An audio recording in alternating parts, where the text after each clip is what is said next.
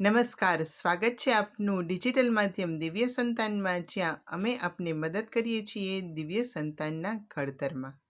આજના વિડીયોમાં આપણે માં નવદુર્ગાનું પાંચમું સ્વરૂપ, જેને સ્કંદમાતા કહેવામાં આવે છે, તેનો વિશેષ ગર્ભ સંવાદ કહીશું.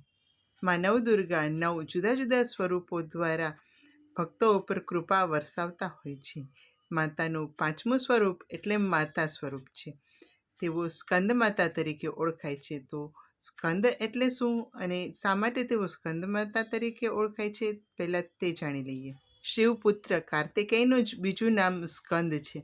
આથી સ્કંદ માતા એટલે કાર્તિકેયની માતા. દરેક માતા પિતાને ગર્વ હોય કે તેમનું સંતાન છે એવું કામ કરે, એના નામથી તેમની ઓળખ બને. આ સ્કંદ માતા એ કાર્તિકેયની માતા છે.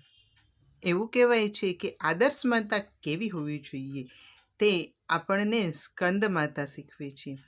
ટૂંકમાં એવું કહી શકાય કે માનું રોલ મોડલ એટલે સ્કંદ માતા. તો ચાલો આ સ્કંદ માતા વિશેષ ગર્ભ સંવાદ કરીએ.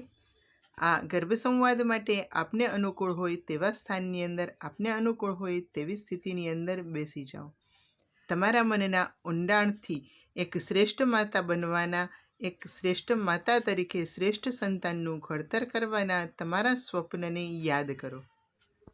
આંખો કોમળતાથી બંધ કરો. તમારા બંને હાથ તમારા પેટ ઉપર રાખો, જાણે તમે તમારા ખોળામાં તમારા બાળકને રમાડી રહ્યા છો એવો ભાવ કરવાનો છે. તમારા શ્વાસોશ્વાસને ધીમે ધીમે લંબાવતા જાઓ.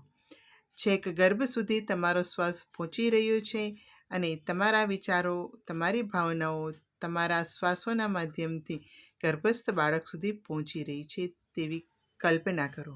સાથે જ તમે જે તમારા બાળકની અંદર ઈચ્છો છો તેવા ગુણવાળું બાળક તમારી સામે પ્રત્યક્ષ છે.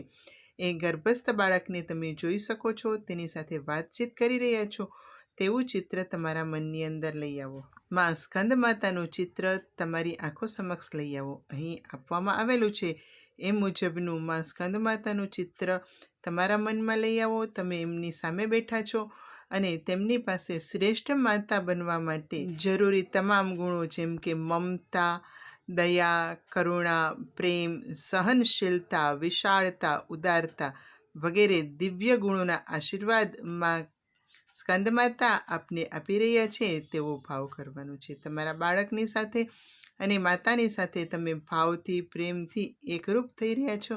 તે ભાવ સાથે આજનો ગર્ભ સંવાદ ચાલો શરૂ કરીએ. મારા પ્રિય બાળ, જોને કેવી સરસ રીતે આપણે નવરાત્રિ ઉજવી રહ્યા છીએ. જોત જોતામાં 4 દિવસ તો પસારી થઈ ગયા. આજે છે 5મો દિવસ અને બેટા, 5મે દિવસે માં નવદુર્ગાનું સ્કંદ માતા સ્વરૂપ છે તેની પૂજા થાય છે. પહેલા નોરતે માં શૈલપુત્રી, બીજા નવરાત્રિના દિવસે માં બ્રહ્મચારિણી, ત્રીજા નોરતે માં ચંદ્રઘંટા, ચોથા નોરતે માં કુષ્માંડા અને આજે 5મા નોરતે માં સ્કંદ માતાનું આપણે પૂજન કરીએ છીએ. મેં તને આગળના 4 માતાની વાતો તો ગર્ભ સંવાદ દ્વારા બતાવી. તો ચાલ આજે હું તને હવે સ્કંદ માતાની વાત કહું. બેટા, માં નવદુર્ગાનું 5મું સ્વરૂપ સ્કંદ માતા તરીકે ઓળખાય છે. જાણે છે સ્કંદ એટલે કોણ? સ્કંદ એ જ ભગવાન શિવ અને માં પાર્વતીના પુત્ર કાર્તિકેય. હા, કાર્તિકેયનું જ બીજું નામ સ્કંદ છે. જેમનો પુત્ર સ્કંદ છે તે માતા એટલે જ સ્કંદ માતા. મારા વહાલા, તું જાણે છે દરેક માતા પિતાની ઈચ્છા હોય છે કે તેમનું સંતાન એવું કાર્ય કરે કે જેથી તેમની ઓળખાણ તેમના સંતાનના નામે થાય. માં નવદુર્ગાનું પવિત્ર અને ગર્વિત રૂપ એટલે સ્કંદ માતા. પોતાના સંતાનના નામે જ્યારે ઓળખ મળતી હોય ત્યારે તેમને કેટલી ખુશી હોય ને કેટલો ગર્વ હોય. ચાલ હવે હું તને આ સ્કંદ માતા સ્વરૂપ શા માટે તૈયાર થયું, કેવી રીતે તૈયાર થયું તેની વાત કહું. બેટા, એક સમયે તારકાસુર નામનો મહાભયંકર રાક્ષસ હતો. તેણે ખૂબ તપ કર્યું. તપ કરીને પછી એમણે બ્રહ્માજીને પ્રસન્ન કર્યા અને બ્રહ્માજીએ જ્યારે વરદાન માંગવાનું કહ્યું ત્યારે તારકાસુરે એવું માંગ્યું કે મને તમે અમર બનાવી દો. બ્રહ્માજી કહે છે કે આ દુનિયાની અંદર જે જન્મ લે છે એનું મૃત્યુ તો નિશ્ચિત જ છે, માટે તને અમર થવાનું વરદાન ન મળી શકે, તું કંઈક બીજું માંગ. ત્યારે તારકાસુરે પોતાની બુદ્ધિ, જેને ખરેખર તો કુબુદ્ધિ કહી શકાય, એનાથી એવું માંગ્યું કે હું માત્ર શિવના પુત્ર દ્વારા જ મૃત્યુ પામું. એણે આવું એટલા માટે માંગ્યું કે ભગવાન શિવના પત્ની સતી એ તો દક્ષ પ્રજાપતિના યજ્ઞની અંદર પોતાની જાતને યોગાગ્નિ દ્વારા બાળી ચૂક્યા હતા. આથી હવે ભગવાન શિવનું તો કોઈ સંતાન થવાની સંભાવના જ નહોતી. આવું વિચારીને તારકાસુરે એવું વરદાન માંગ્યું કે જેથી પોતે અમર થઈ જાય. પરંતુ બેટા, મેં તને પહેલા દિવસે કીધું હતું એમ સતીએ ત્યાર પછી હિમાલયની પુત્રી તરીકે જન્મ લીધો અને પાર્વતી કહેવાયા. તેમણે તપ કર્યું અને ભગવાન શિવને પ્રસન્ન કર્યા અને શિવજી સાથે તેમના લગ્ન પણ થયા. આપણે માં ચંદ્રઘંટાના સ્વરૂપની વાત કરી હતી ત્યારે મેં તને જાતકાસુર સાથે માતાજીના યુદ્ધની વાત કરી હતી. આ જાતકાસુરને આ તારકાસુરે જ મોકલેલો હતો. બેટા, આ મહાભયંકર તારકાસુરને મારવા માટે બાળક કાર્તિકેયે તૈયાર થવાનું હતું દેવોના સેનાપતિ તરીકે, અને આ યુદ્ધ માટે યુદ્ધની તાલીમ લેવાની હતી. તારકાસુર સાથે યુદ્ધ કરવા માટે કાર્તિકેયજીને તાલીમ આપવાનું કામ, યુદ્ધની શિક્ષા આપવાનું કામ માતા પાર્વતીએ કર્યું. આથી તેઓ તે સ્વરૂપે સ્કંદ માતા તરીકે ઓળખાયા. પોતાના બાળકને જીવનની કોઈ પણ મુશ્કેલી સામે લડવા માટે તૈયાર કરવાનું કામ માતા કરતી હોય છે. અને આ સ્કંદ માતા તરીકે પાર્વતીજીએ પોતાના બાળકની મહાભયંકર વિશાળ રાક્ષસ સામે લડવા માટે યુદ્ધની તાલીમ આપી અને યુદ્ધ કૌશલ્ય શીખવ્યું હતું. માતાના આશીર્વાદ અને માતાની તાલીમથી સ્કંદ એટલે કે કાર્તિકેયજીએ તારકાસુરનો વધ કર્યો.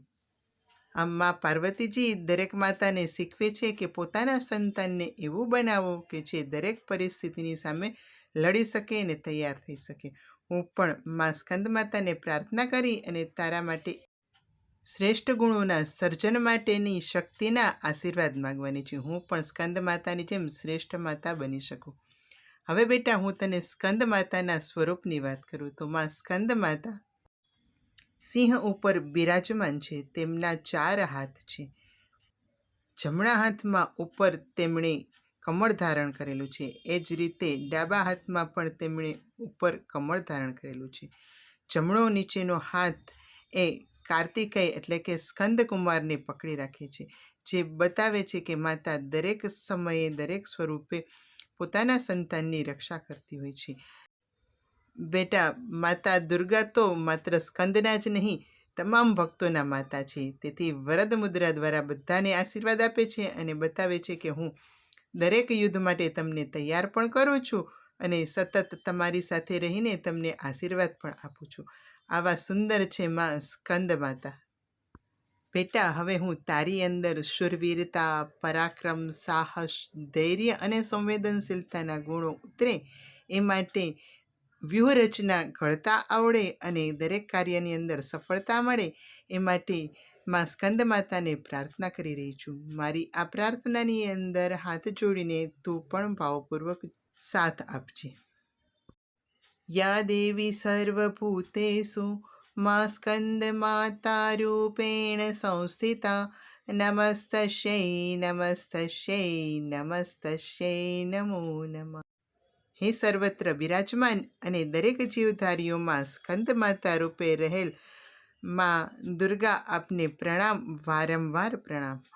મારા બાળકની અંદર આપે જેમ આપના સંતાનની અંદર પરાક્રમ, શૌર્ય, વ્યૂહરચના અને સફળ થવા માટેના ધીરજ સહિતના ગુણો ઉતાર્યા હતા, તેવા જ ગુણોના આશીર્વાદ આપો તેવી હું પ્રાર્થના કરું છું. હું પણ આપની જેમ એક શ્રેષ્ઠ માતા બની શકું.